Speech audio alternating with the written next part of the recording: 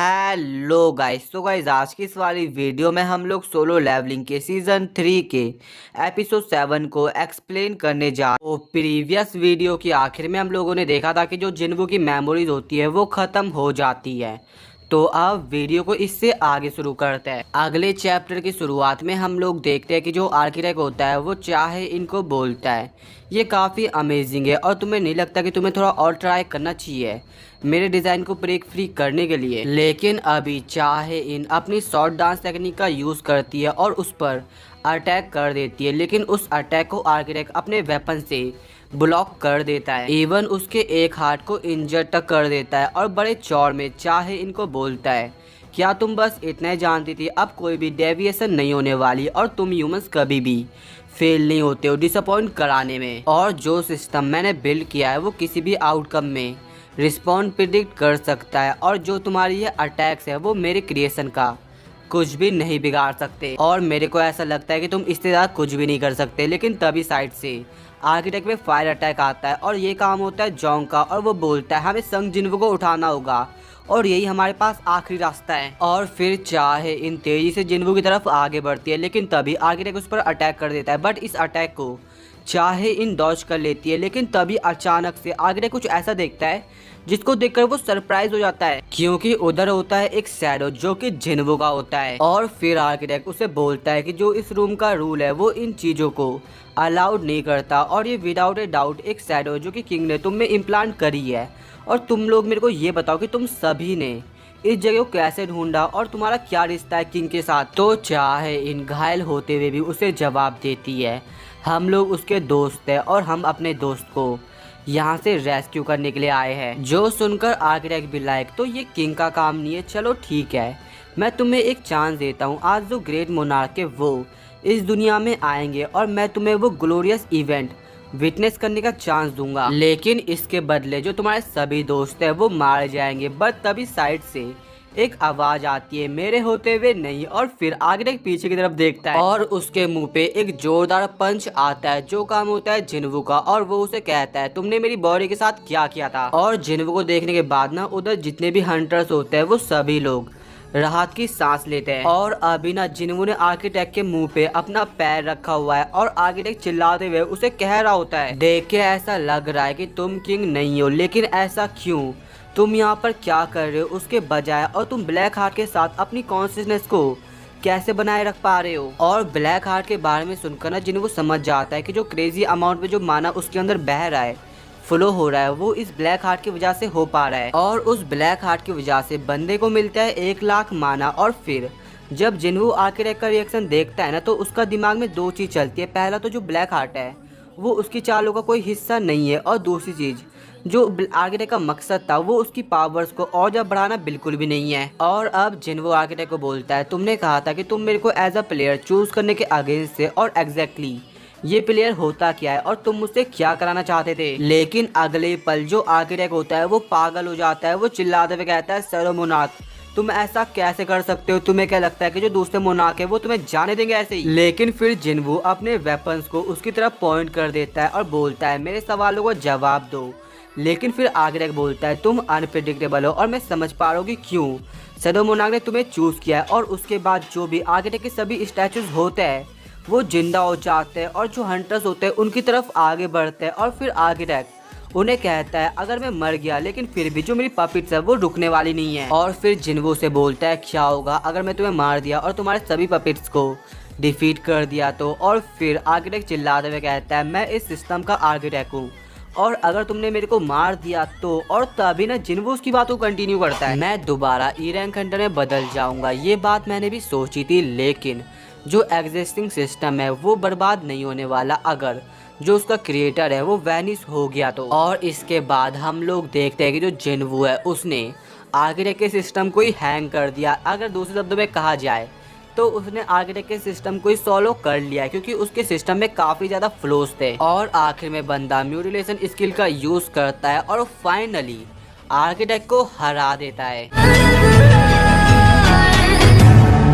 To give me your loyalty, 'cause I'm taking the world, you'll see.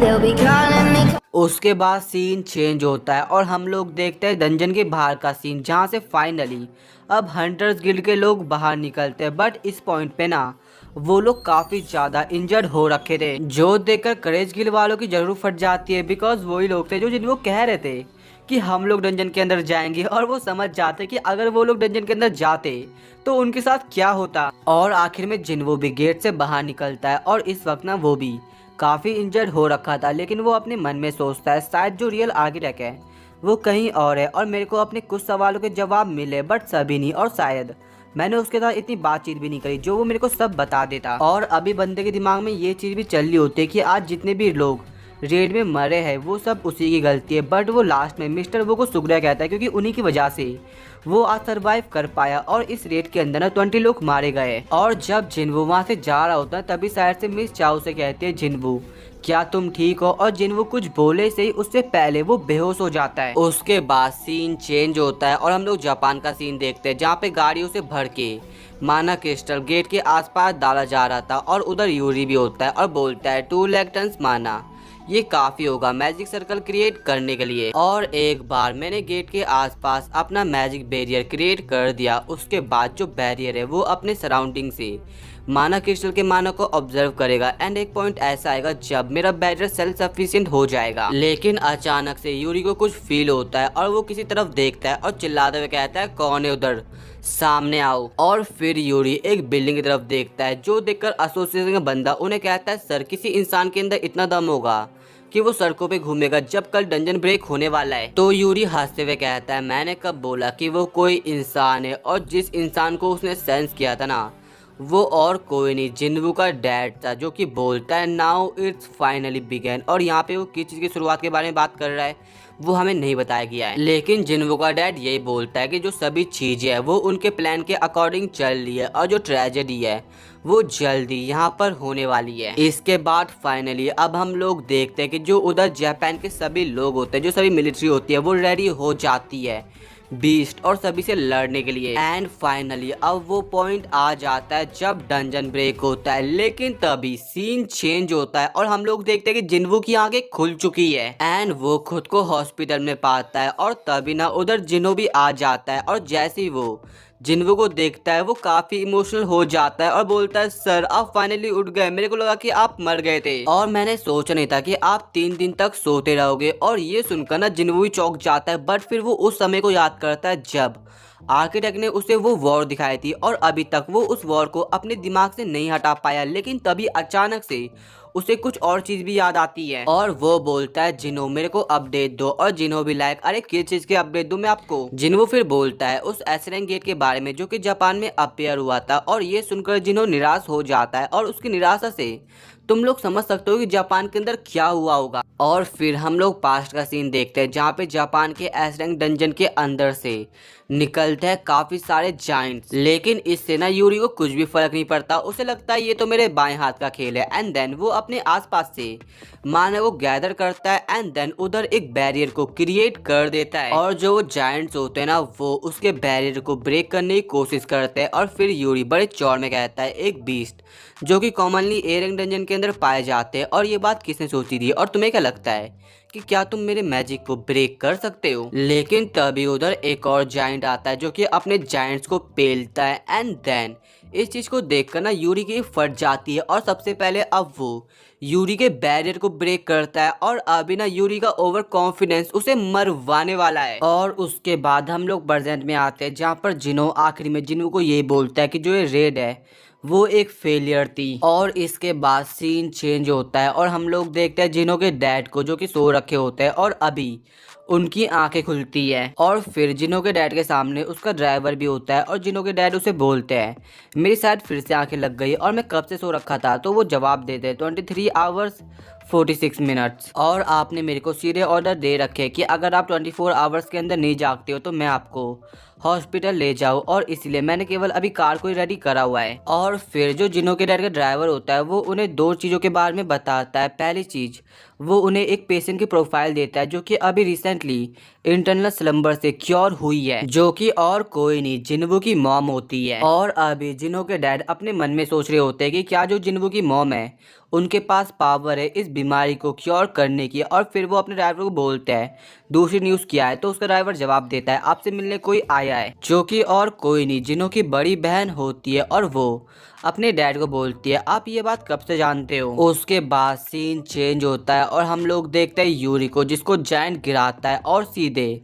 अपने मुंह के अंदर ले लेता है। और अभी यूरी कुछ नहीं, केवल बस उन जायंट का खाना बन के रह गया। और दूसरी तरफ जो वो जायंट्स होते हैं उन पर टैंक से हमले हो रहे होते हैं, आसमान से हमले हो रहे होते हैं, बट इनसे उन जायंट्स को कुछ भी फर्क नहीं पड़ता है। इसके बाद हम लोग जापान के एस रैंक हंटर को देखते हैं, जो कि अपने साथी को बोलता है कि जो ऐसे वेपन है वो इन बीस्ट पर कुछ भी काम नहीं करने वाले, और हम लोग ऐसे ही हाथ पे हाथ रखे हुए नहीं बैठ सकते, हमें अंदर जाना होगा और इन्हें वाइप आउट करना होगा। इसके बाद दो हंटर्स निकल जाते हैं जायंट को हराने के लिए, लेकिन जो जायंट होता है ना वो उन्हें ईजिली डोमिनेट कर रहा होता है। और फिर हम लोग देखते हैं कैमरामैन को, जो कि आसमान में ये सब चीज़ें जो हो रही है टोक्यो के अंदर उसे लाइव टेलीकास्ट कर रहे होते हैं। और मैं तो ये सोच रहा हूँ कि इन कैमरामैन के साथ कुछ क्यों नहीं हो रहा है। और ये सब चीज़ें ना जिन्वो भी अपनी टीवी में देख रहा होता है, और फिर वो अपने मन में सोचता है अगर ऐसे ही चलता रहा तो पूरी एशिया खतरे में आ जाएगी। और ये वैसे ही है जैसा जेजू आइलैंड में हुआ था। और बंदा को डिसाइड ही करे तभी साइड से आवाज़ आती है उधर मत जाना।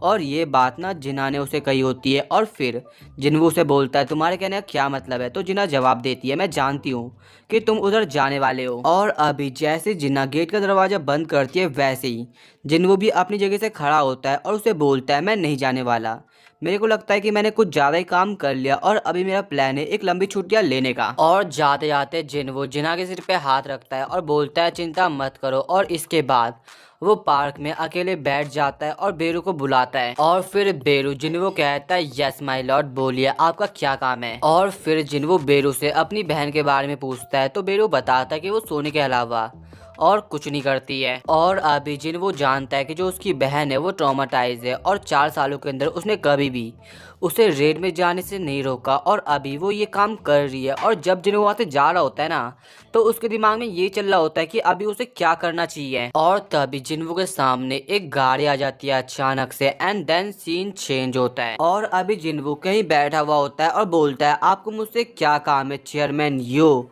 और यहाँ पर ना वो जिससे बात कर रहा होता है वो जिन्हो के फादर होता है। और अब सबसे पहले चेयरमैन यो जिन्हो के फादर जिन्हो के सामने चेक रखते हैं और उसे ये भी क्लियर कर देते हैं कि वो कोई भी अमीर घमंडी इंसान नहीं है जिसे ऐसा लगता है कि वो अपने पैसों से सब कुछ खरीद सकते हैं, वो भी जब वो एक एसरेंक हंटर से डील कर रहे हो। लेकिन अब जिन्वो सीधे उनसे काम की बात करता है और अब चेयरमैन गो उसे बताते हैं कि उन्हें भी वो सेम इलनेस है जो उसकी मॉम को थी। और ये सुनकर ना जिन्वो काफ़ी चौंक जाता है। और अब जिन्वो उनसे पूछता है क्या ये बात जिन्हो जानता है, तो जिन्हो के डैड जवाब देते हैं मेरे डॉक्टर को छोड़कर जो मेरी वाइफ और सेक्रेटरी है वो ये बात जानते हैं, जिसका मतलब टोटल 3 लोग ये बात जानते हैं। और फिर जिन्वो हंसते हुए बोलता है आई गेस मेरे को मिला के अब 4 लोग ये बात जानते हैं। और ये सुनकर उसके डैड भी हंसते हुए जवाब देते हैं हाँ हाँ। और अभी जिन्हो के डैड बस जिन्वो से अभी इस बीमारी का इलाज मांगते, लेकिन जो जिन्वो है ना वो कुछ नहीं बोलता और उसके लिए ये डिसीजन काफ़ी ज़्यादा मुश्किल हो चुका है कि वो क्या करे अभी। उसके बाद सीन चेंज होता है और हम लोग देखते हैं न्यूज़ रिपोर्टर्स को जो कि जापान की बर्बादी का लाइव टेलीकास्ट कर रहे होते हैं। और मैं एक बात तो कहूँ कोई भी मर जाए लेकिन जो कैमरामैन है ना वो कभी नहीं मरने वाला है। इसके बाद हम लोग जिन्वो की कंपनी का सीन देखते हैं जहाँ पर जिन्हो चिल्लाते हुए जिन्वो को बोलता है क्या आप जापान जाने वाले हो। और वो ये भी कहता है क्या आपने न्यूज़ नहीं देखी जो जेजू आइलैंड रेड है वो इसके कंपेयर में कुछ भी नहीं है और मैंने अपने लाइफ में कभी भी इतने मैसिव बीस्ट नहीं देखे सर। बट जिन्वो बोलता है अगर मैं सक्सीड हो गया तो जो पूरी दुनिया के लोग हैं वो हमारी गिल्ड को रिकॉग्नाइज करेंगे। लेकिन जिन्हो बोलता है लेकिन सर। और अभी जिन्वो भी अपने मन में सोचता है यूजुअली जो कुछ भी मैं डिसाइड करता हूँ हमेशा जिन्हों को मेरे पे भरोसा होता है, लेकिन इस टाइम इसको भी मेरी चिंता हो रही है और लग रहा है देख के कि जो डैमेज है वो काफ़ी सीरियस हो रखा है। बट फिर जिन्हों बोलता है ठीक है सर, बट वो चिल्लाते हुए कहता है लेकिन मैं भी आपके साथ आऊँगा। और ये सुनकर ना जिन्हों भी चौंक जाता है, बट जिन्हों अपनी बात को कंटिन्यू करता है। Red gate incident, double dungeon incident और जेजू आइलैंड इंसिडेंट, क्या आप जानते हो सर इन सब चीज़ों में एक चीज़ कॉमन है। तो जिन्हों बोलता है क्या चीज़। और फिर वो रोते हुए उसे उसकी फ़ोटो दिखाता है और बोलता है क्योंकि मैं यहाँ पे कहीं भी नहीं हूँ, एक ही चीज़ है जो मैं प्राउडली कह सकता हूँ कि मैं आपके साथ हूँ। और ये बात मेरे को भी कहने में शर्मनाक लग रही है, लेकिन please give me bragging right sir. और ये सुनकर ना जिन्वो चौंक जाता है और बोलता है मैंने कभी एक्सपेक्ट नहीं किया था कि मैं एक बिजनेस टाइकून के बेटे से ये बात सुनूंगा। और इसके बाद अब उनके बीच सभी चीज़ सॉर्ट आउट होती है और अब वो लोग अगले दिन जाने वाले हैं जापान। बट इससे पहले जिनवू अपने घर जाता है जहाँ पर उसकी मॉम उसे कहते हैं जिनवू तुमने अभी तक खाना नहीं खाया। और जब जिनवू खाना खाने के लिए बैठा हुआ होता है तभी हमें पास्ट का सीन दिखाया जाता है जहाँ पर जिनवू जिनो के डैड के ऑफर को ठुकराता है और बोलता है मेरे को माफ़ करना, मेरे को भी डर है क्योंकि मैं आपकी हेल्प नहीं कर पाऊंगा। और फिर जिनो के डैड बोलता है लेकिन तुम्हारी मॉम कैसे फुली रिकवर हो गई। और फिर जिनवू बोलता है चेयरमैन यो अगर मैं जानता कि मेरी मॉम ठीक कैसे हुई है तो मैं प्रॉफिट चाहता ना, मैं पूरा समय चुप क्यों रहता। और यही कहने के बाद बंदा वहाँ से निकल जाता है। और फिर हम लोग देखते हैं कि जब जिनवू लिफ्ट में होता है तो वो कहता है वो जिनो के फादर थे, मे बी मेरे को उन्हें सच बता देना चाहिए था। बट अभी वो ये नहीं जानता कि जो जिनो के डैड है वो किस टाइप के इंसान है। और अभी बंदे के पास जो होली वाटर ऑफ लाइफ है वो काफ़ी कम है और इसीलिए वो बस इस चीज़ को समझदारी से यूज़ करना चाहता है। और इसके बाद हम लोग प्रेजेंट में आते हैं जहाँ पर जिनवू अपनी मॉम को बोलता है मॉम मेरे को जाना होगा। और उसकी मॉम जवाब देती है जो तुम्हारे फादर है वो भी ऐसे ही थे, वो भी खाने के बीच से ही निकल जाते थे जब उन्हें कोई इमरजेंसी कॉल आता तो। और फिर हम लोग देखते हैं जिना को जो कि सोनी की एक्टिंग कर रही होती है। बट फिर उधर जिनवू आ जाता है, उसके पास बैठता है और उसे समझाता है कि फ़र्क नहीं पड़ता कि वो उससे कितना ही दूर क्यों ना हो, लेकिन वो उसे हमेशा प्रोटेक्ट करेगा। और इसके बाद हम लोग अगले दिन का सीन देखते हैं जहाँ पे चेयरमैन गो अपना भाषण दे रहे होते हैं और जो सभी मीडिया होती है वो भी आई हुई होती है। और इसके बाद उधर जिनवू आता है जो कि अपना भाषण वगैरह देता है एंड देन दोनों आई मीन चेयरमैन गो और जिनवू हाथ मिलाते हैं एक दूसरे से। और अब वो लोग फाइनली जापान के लिए निकल जाते हैं और इसी के साथ ही जो अपना एपिसोड है वो ख़त्म हो जाता है। और अब हम लोग बात करते हैं चैप्टर के बारे में कि हमें इतने सारे चैप्टर जो हमने पढ़े हैं वो हमें कैसे लगे। तो आज के एपिसोड के अंदर हम लोगों ने देखा कि जो जिनवू है उसे अपने सभी सवालों के जवाब नहीं मिले कि उसकी जो पावर्स है उसका ओरिजिन क्या है।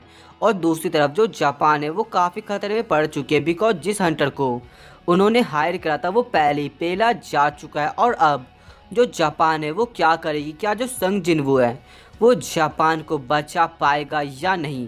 तुम्हें क्या लगता है, अपना ओपिनियन कमेंट में बता देना और तुम्हें आज की वीडियो में क्या अच्छा लगा ये भी बता देना। तो अब मिलता है नेक्स्ट वीडियो में।